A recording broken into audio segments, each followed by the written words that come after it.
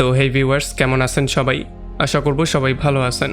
তো আজকে আমরা এক্সপ্লেন করছি বেঞ্জামিন ট্রাভলেস মুভিটা। আর এই মুভিটা বানানো হয়েছে খুবই ইন্টারেস্টিং একটা গল্প নিয়ে।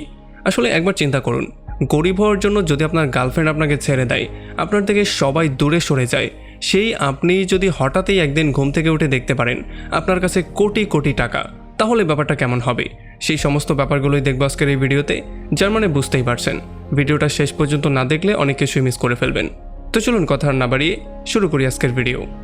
তো এই গল্পের শুরুতে আমরা দেখতে পারি বেঞ্জামিন নামের একটা লোককে, যাকে কিনা তার গার্লফ্রেন্ড অরোরা ঘর থেকে বের করে দিয়েছে। আসলে বেঞ্জামিন এতটাই গরিব ছিল, সে তার গার্লফ্রেন্ডের ঘরেই থাকতো। তবে এখন যেহেতু বেঞ্জামিনের কাছে কোনো কাজকর্ম নেই, সে টাকা পয়সাও কন্ট্রিবিউট করতে পারছে না, এই জন্য অরোরা তাকে ঘর থেকে বের করে দিয়ে নতুন একটা বয়ফ্রেন্ড নিয়ে নিয়েছে। এখন যেহেতু বেঞ্জামিনের যাওয়ার মতো কোনো জায়গা নেই, এই জন্য বেঞ্জামিন তার বন্ধু মাইলসকে কল দেয় আর তার কাছে একটু সাহায্য চায়। তবে মাইলসের থেকে সে আগেও দেনা করেছিল, সেই দেনাই এখন পর্যন্ত সে দেয়নি, এই জন্য মাইলস আর তাকে সাহায্য করতে চায় না। আর এর একটু পরে যখন বেঞ্জামিন রাস্তায় বসে খাবার খাচ্ছিল, তখন একটা পকেটমার এসে তার ব্যাগটাও চুরি করে নিয়ে যায়।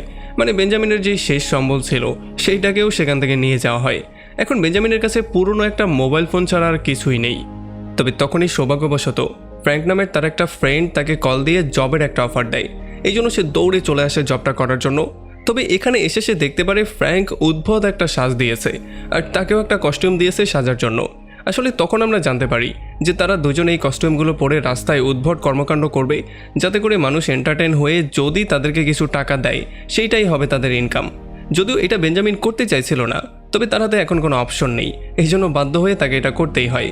আর ফ্র্যাঙ্কও তাকে বলে দেয় যে যেই টাকাগুলো পাবো তুমি একেবারেই চিন্তা করবে না, সেগুলো আমরা অর্ধেক ভাগ করে নিব। তো এরপরে তারা কস্টিউম পরে রাস্তায় দাঁড়িয়ে যায় আর কয়েক ঘন্টা উল্টাপাল্টা কর্মকাণ্ড করার পরে তারা কিছু টাকা ইনকামও করে ফেলে। আমরা দেখতে পারি বেঞ্জামিনের পারফরমেন্স এতটাই ভালো ছিল যে মানুষ এসে তার সাথে সেলফিও নিয়েছিল। তবে যখন কাজ শেষ হয়ে যায়, তখন ফ্র্যাঙ্ক তাকে অল্প কয়েকটা টাকা দিয়ে বেশি টাকাই তার কাছে রেখে দেয়। তবে তবুও বেঞ্জামিন তেমন কিছু বলে না, সে সেখান থেকে টাকাগুলো নিয়ে চলে আসে। আর এরপরে রাতের বেলায় বেঞ্জামিন রাস্তায় ঘুরছিল, কারণ আমরা জানতে পারি তার কাছে রাতটা কাটানোর মতো জায়গা নেই। এই জন্য যখন সে রাস্তায় রাতের বেলা একা একা ঘুরছিল, তখন দুইটা গুন্ডা তাকে দেখার পরে শুধুই তাকে ইচ্ছামতো পিটিয়ে দেয়। আর এই জন্য বেচারা বেঞ্জামিন সেখানে বেহুশ হয়ে পড়ে যায়। তো এরপরে পরদিন সকালবেলা রাস্তায় থাকায় একটা বেকারি এসে বেনকে জাগায় আর তাকে একটু পানিও খাওয়ায়। এর বদলে বেন তার কাছে যেই টাকাগুলো ছিল সেগুলো দিয়ে দেয়, আর এটার বদলে সেই ভিখারি তাকে একটা জিন্স দিয়ে দেয়।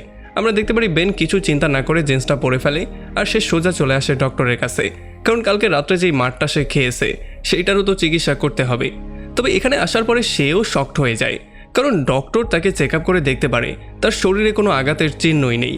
ডক্টর এটা বিশ্বাসই করতে চাইছে না কালকে যে সে মার খেয়েছে। যাই হোক, এটা নিয়ে বেঞ্জামিন নিজেও একটু শকড হয়ে যায়। আর এরপরে যখন সে রিসেপশনে আসে, তখন ডক্টরের ফিস দেওয়ার মতো টাকাও তার কাছে ছিল না, এই জন্য তাকে এখানে অনেক বেশি লজ্জার মধ্যে পড়তে হয়।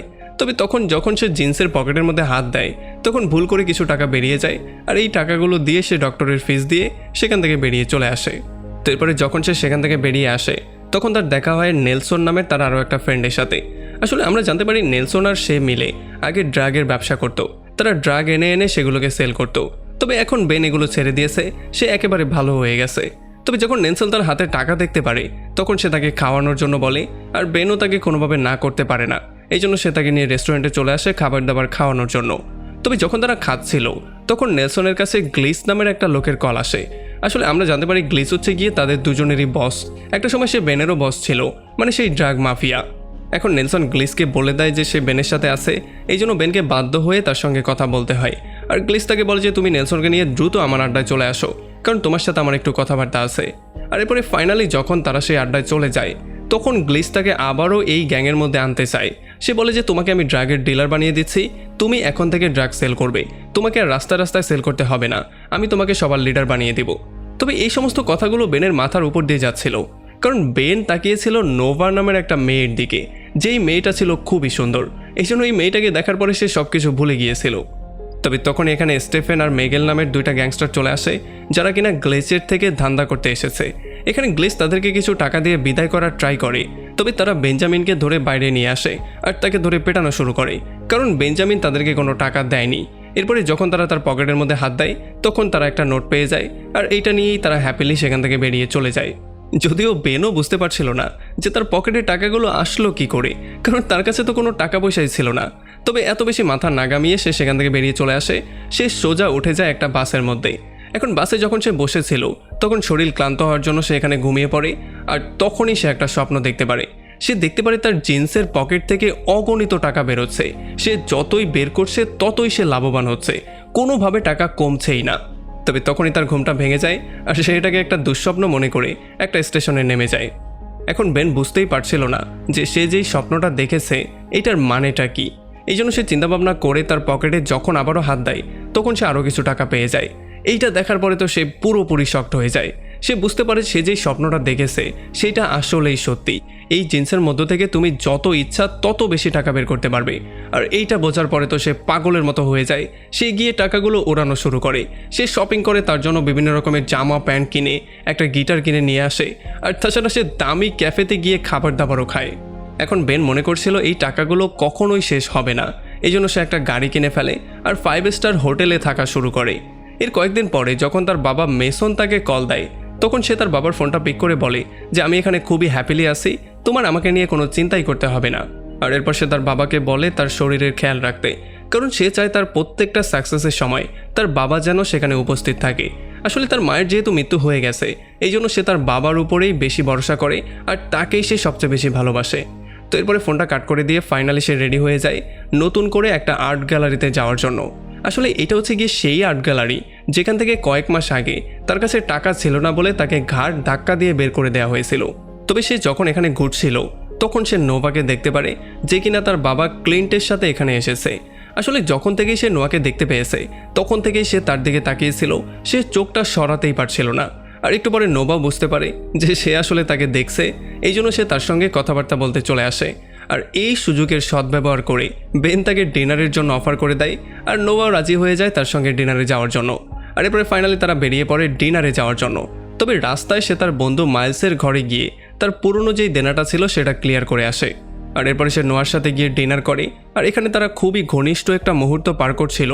তবে হঠাৎ করেই তার বাবার কল তার কাছে চলে আসে, এই জন্য ফাইনালি নোভাকে সেখান থেকে বেরিয়ে যেতে হয়। তো এরপরে পরদিন সকালবেলা বেন মাইলসকে নিয়ে চলে আসে একটা ক্যাফেতে। আর এখানে তার সমস্ত গল্পটা বলে। সে বলে যে কিভাবে সে সেই জিন্সটা পেয়েছিল আর এইটার মধ্য থেকে কিভাবে টাকা বের হয়। যদিও প্রথমে মাইলস এটা বিশ্বাসই করতে চাইছিল না, তার মনে হচ্ছিল হয়তোবা বেন তার সঙ্গে মিথ্যা কথা বলছে। তবে যখন তার সামনেই বেন পকেট থেকে টাকা বের করে দেখায় তখন সে পুরোপুরি শকড হয়ে যায়। আর তার কাছে বিশ্বাস করা ছাড়া আর কোনো উপায়ই ছিল না। এরপরে বেন তাকে নিয়ে আসে তার 5 স্টার রুমের মধ্যে। আর এই রুমটা দেখার পরে মাইলস তো পুরোপুরি শকড হয়ে যায়। সে বুঝতেই পারছিল না এখানে বেন থাকে। তবে এরপরে যখন একটু কথাবার্তা বলার পরে বেন গোসল করার জন্য বাথরুমে যায় তখন গ্লিস নামের সেই গ্যাংস্টার মানে সেই মাফিয়া সে জোর করে তার ঘরের মধ্যে চলে আসে। সে প্রথমেই এসে মাইলসকে আচ্ছা রকম ধোলাই করে। আর এই চিল্লাচিল্লি শোনার পরে যখন বেন বাইরে বেরিয়ে আসে তখন সে গিয়ে বেনকেও পেটানো শুরু করে। আসলে সে বেনকে এই জন্য পেটাচ্ছে কারণ সে নোভার কাছাকাছি যাওয়ার ট্রাই করেছিল। এই জন্য সে তাকে থ্রেট করে বলে দেয় যে যদি এরপরে তুমি নোভার কাছেও যাও তাহলে কিন্তু তোমাকে আমি শেষ করে দিব। আর এই থ্রেটমেট করে সে সেখান থেকে চলে যায়। আর এই ব্যাপারগুলোর জন্য বেচারা বেনও প্রচণ্ড টেনশনের মধ্যে পড়ে যায়, কারণ সে নোভাকেও ভুলতে পারবে না, আবার এই গুন্ডাদেরকেও ফেস করতে পারবে না। এই জন্য সে ফাইনালি মাইলসের সঙ্গে মিলে একটা বারে গিয়ে মদ খাওয়ার সিদ্ধান্ত নেয়। আর এরপরে যখন সে নেশা করে বাসার দিকে ব্যাক করছিল তখন সে গাড়িতে থেকেই নোভাকে কল দেয়। আর নোভাকে কল দিয়ে সে উল্টাপাল্টা অনেক কিছু বলে, তার উপরে চিল্লাচিল্লি করে তাকে গালাগালি করে। কারণ তার মনে হচ্ছিল যে গ্লিসকে হয়তোবা নোভাই তার অ্যাড্রেসটা দিয়ে দিয়েছিল, এই জন্য গ্লিস তার অ্যাড্রেসে এসে তাকে হুমকি দিয়ে গেছে। যদিও নোভা তাকে বারবার করে বলছিল যে সে এমনটা করেনি, তবে ব্যান কোনোভাবেই তার কথা বিশ্বাস করতে চায় না। এই জন্য ফাইনালি সে ফোনটা কাট করে দেয়। তবে যখন তারা আরও একটু সামনে যায় তখন মিগেল আর স্টিভেন নামের সেই গ্যাংস্টার জোর করে তাদের গাড়ির মধ্যে ঢুকে পড়ে আর তাদের দুজনের কাছ থেকে টাকা চাওয়া শুরু করে। আর যখন তারা দুই বন্ধু টাকা দেওয়ার জন্য না করে দেয় তখন তারা দুজন তাদেরকে কারেন্টের শক দিয়ে সেখানে বেহুশ করে দেয়। আর এরপর পরদিন সকালবেলা যখন তারা জ্ঞান ফিরে পায় তখন তারা দেখতে পারে তারা বিশাল বড় একটা মরুভূমির মধ্যে গাছের সাথে বাঁধা অবস্থায় আছে। এটা দেখার পরে তারা পাগলের মতো হয়ে যায়। তারা যে কোনো মূল্যে রশিটাকে খোলার ট্রাই করে। কয়েক ঘন্টা ট্রাই করার পরে ফাইনালি তারা রশিটাকে খুলতে পারে। আর এরপরে যখনই তারা বাসার দিকে ব্যাক করছিল তখন মাইলস তাকে বলে দ্রুত পুলিশকে কল দেওয়ার জন্য। তবে বেন পুলিশকে কল না দিয়ে সোজা কল দেয় নোভাকে। এটার জন্য মাইলস তার উপরে প্রচণ্ড রাগ করে আর সে মোবাইলটা নিজেই ছিনিয়ে নিয়ে সোজা পুলিশকে কল দিয়ে দেয়। তবে এখানে চিল্লাচিল্লি করতে গিয়ে সে পুলিশকে একটা রং অ্যাড্রেস দিয়ে দেয়, যে জন্য পুলিশ তার ফোনটা কেটে দেয়। তো এখন যেহেতু তাদের কাছে অন্য কোনো অপশন নেই, এই জন্য তারা হাঁটা শুরু করে। তারা হাঁটতে হাঁটতে অনেক দূরে চলে আসে, দিন থেকে রাত হয়ে যায় তাদের হাঁটতে হাঁটতে। তবে এরপরে যখন তারা একটা দোকানে বসে খাবার দাবার খাচ্ছিল, তখন বেন তার সৎমা মেলোডিকে কল দিয়ে তার বাবার সম্পর্কে জিজ্ঞেস করে। তবে তখন সে জানতে পারে তার বাবা খুবই অসুস্থ হয়ে গেছে। এটা শোনার সঙ্গে সঙ্গে সে মাইলসকে নিয়ে দ্রুত সেই এলাকার বাস ধরে তার বাবাকে দেখতে বেরিয়ে পড়ে। আর এরপরে যখন সে বাসায় ব্যাক করে, তখন সে শুরুতেই গিয়ে তার বাবার সাথে মিট করে। আর সে জানতে পারে তার বাবার একটা ভয়ঙ্কর রোগ হয়েছে, যেই জন্য তার বাবা একেবারে মৃত্যুর দ্বার প্রান্তে দাঁড়িয়ে আছে, যেই কোনো সময় তার মৃত্যু হতে পারে। এই ব্যাপারগুলো শোনার পরে তার মনটা প্রচণ্ড খারাপ হয়ে যায়। তবে তারপরও বাধ্য হয়ে সে তার বাবাকে গুড বাই বলে মাইলসকে নিয়ে সেখান থেকে বেরিয়ে চলে আসে। এখন যেহেতু বেন এটা খুব ভালো করেই জানে যে তার হোটেল রুম কোনোভাবেই সেভ না, এই জন্য সে মাইলসের বাসায় থাকার সিদ্ধান্ত নেয়। আর যখন সে মাইলসের বাসায় চলে আসে, তখন সে এখানে নোয়াকে দেখার পরে পুরোপুরি শকড হয়ে যায়। মাইলস তো পুরো পাগলের মতোই হয়ে যায়। সে বেনকে বলা শুরু করে এই মেয়েকে দ্রুত এখান থেকে বের কর, কারণ যত সমস্যা সব হচ্ছে এই মেয়েটার জন্য। আসলে তাদের উপরে কালকে যে আক্রমণটা হয়েছিল, সেটা হয়েছিল নোভার বাবা ক্লিন্টের জন্য, যে কিনা গ্লিসকে ফোন দিয়ে তাদেরকে মারতে বলেছিল। এই জন্যই মাইলস তার উপরে প্রচণ্ড রাগ করেছিল। তবে যেহেতু বেন নোয়াকে পছন্দ করে, এই জন্য সে আর তাকে কি বলতে পারবে। উল্টো সে মাইলসকে বলা শুরু করে যে প্লিজ তুই এত বেশি রাগ করিস না, তুই এখানে কয়েকদিন তাকে থাকতে দে, এত বেশি কথা বলিস না। আর এই জন্য ফাইনালি মাইলসকেও বাধ্য হয়ে রাজি হতে হয়। আর যখনই রাত হয়ে যায়, তখনই বেন তার আসল রূপে ব্যাক করে, আর সে একটা ভালো পারফরমেন্স আজকে রাতে দেয়। তবে যখন পরদিন সকালবেলা তারা ঘুম থেকে উঠে, তখন নোয়া তার পকেটে হাত দিয়েই পকেট থেকে অনেকগুলো টাকা পেয়ে যায়। আর যখন এটা সম্পর্কে সে তাকে জিজ্ঞেস করে, তখন বেন তাকে সমস্ত সত্যিটা বলে দেয়। সে তাকে এই জিন্স সম্পর্কে বলে দেয়, আর কিভাবে টাকা বের হয় সেটাও সে বলে দেয়। এখন এই সমস্ত ব্যাপারগুলো শোনার পরে নোভা তাকে আর মাইলসকে বলে তার সঙ্গে ক্যাসিনোতে যাওয়ার জন্য, কারণ এই টাকাগুলোর ইউজ করে তারা ক্যাসিনো থেকে ডাবল টাকা ইনকাম করতে পারবে, কারণ নোয়া ক্যাসিনো খেলাতে একটু বেশি এক্সপার্ট। এখন তারা গিয়ে ক্যাসিনোতে অনেকগুলো গেম খেলে, আর ফাইনালি অনেকগুলো টাকা ইনকাম করে তারা সেখান থেকে বেরিয়ে চলে আসে। এর কয়েকদিন পরে তারা একটা রেস্টুরেন্টে বসে যখন এনজয় করছিল, তখন হঠাৎ করেই বাইরে বেন গ্লিচের গাড়িটা দেখতে পারে। এইটা দেখার পরে সে দ্রুত নোভাকে নিয়ে সেখান থেকে বেরিয়ে চলে আসে। তবে রাস্তায় সে সেই লোকটাকে দেখতে পারে যেই লোকটা তাকে এই জিন্সটা দিয়েছিল। এই জন্য সে দৌড়ে তাকে ফলো করা শুরু করে। তবে একটা মোড়ের মধ্যে গিয়ে সেই লোকটা হঠাৎই গায়েব হয়ে যায়। তবে এখানে সে একটা ব্যাগ ফেলে যায়, যেই ব্যাগের মধ্যে অনেকগুলো জিন্স ছিল। আর তখন নোভা বলে যে আমাদের এই জিন্সগুলো রেখে দেওয়া উচিত, কারণ কে জানে তোমার সেই জিন্সটার মতো এগুলোর মধ্যেও হয়তো কোনো পাওয়ার আছে। এই জন্য ফাইনালি তারা জিন্সগুলো নিয়ে চলে আসে মাইলসের বাসায়। আর পরদিন সকালবেলা তারা প্রত্যেকে জিন্সগুলো পরে ট্রাই করে, তবে একটা জিন্সের মধ্য থেকেও টাকা বেরোচ্ছিল না। তো এরপরে যখন তারা বাইরে বেরিয়ে খেলাধুলা করছিল, তখন বেন তার মা মেলোডিকে কল দিয়ে তার বাবার খোঁজখবর নেয়। তবে সে এই ব্যাপারটা জানতো না যে ক্লিন্টের গুন্ডা তাকে দূর থেকে ফলো করছে। আর এই জন্য সেদিন রাতের বেলায় হঠাৎই গ্লিস তাকে কল দেয়। আর সে কল দিয়ে বলে যে আমি তোমার বাবা মাকে কিডন্যাপ করে নিয়েছি, কারণ তোমাকে না করা সত্ত্বেও তুমি এখন নোভার সাথে আসো। আর গ্লিস তাকে এইটাও বলে যে যদি তুমি তোমার বাবা মাকে সেভ করতে চাও, তাহলে $100 মিলিয়ন দিতে হবে। মানে আমি বুঝলাম না, এই গ্লিন্স শালা পাগল নাকি? একেতে তো তার বাবা মরতেই যাচ্ছে, অন্যদিকে এটা হচ্ছে তার সৎ মা। $100 মিলিয়ন, চিন্তা করা যায়। যাই হোক, যখন নোভা এটা জানতে পারে, তখন সে বেনের কাছে প্রমিস করে সে যে কোনো মূল্যে তাকে সাহায্য করবে। এই জন্য কয়দিন পরে সে একটা চিঠি লিখে তার বাবার কাছে পাঠায়, যেখানে সে তার বাবা ক্লিনকে বলে যে যেই কোনো মূল্যে গ্লিন্সের হাত থেকে বেনের বাবা মাকে তোমাকে উদ্ধার করতেই হবে।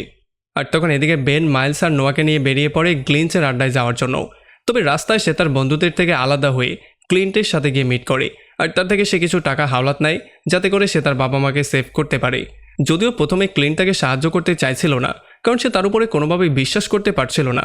তবে যখন বেন তাকে এটা বলে দেয় যে সে আর নোভা একে অন্যকে অনেক বেশি ভালোবাসে, আর তারা কখনোই একে অন্যকে ছেড়ে যাবে না, তখন ফাইনালি ক্লিন্টও তার কথায় রাজি হয়ে যায়। আর সে তাকে সাহায্য করার জন্য কিছু টাকা দিয়ে দেয়। তবে সে তাকে হুমকি দিয়ে এইটাও বলে দেয় যে যদি তুমি কখনো নোভাকে কষ্ট দেওয়ার ট্রাই করো, তাহলে কিন্তু তোমাকে আমি ছাড়বো না, তোমাকে আমি টুকরো টুকরো করে ফেলবো। আর তখন এদিকে আমরা দেখতে পারি তার বাবা মা এখন পর্যন্ত গ্লিচের রাতে বন্দি ছিল। আর এরপরে যখন তারা ফাইনালি গ্লিচের আড্ডায় চলে আসে, তখন এখানে গোলাগুলি শুরু হয়ে যায়।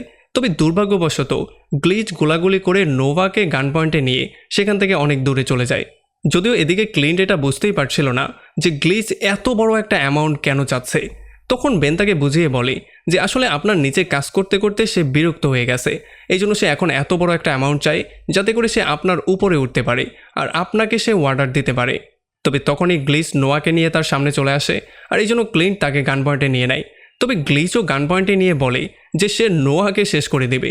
সে বলে যে যদি সেই $100 মিলিয়ন আমি না পাই তাহলে আমি নোয়া আর তোমার বাবা মা দুজনকে শেষ করে দেব। তবে সে এরপরে কিছু একটা বলতে যেত, তার আগেই ক্লিন্টের গুন্ডা বাহিনী এখানে চলে আসে আর তারা পেছন থেকে তাকে শ্যুট করে সেখানেই মেরে ফেলে। আর ফাইনালি নোভা তার বাবা আর তার প্রেমিক দুজনকেই শক্ত করে জড়িয়ে ধরে, কারণ সে মৃত্যুর মুখ থেকে ফিরে এসেছে। আর যেহেতু এখন গ্লিচ মারা গিয়েছে এই জন্য বেনের বাবা মাও এখানে সেভ হয়ে যায়।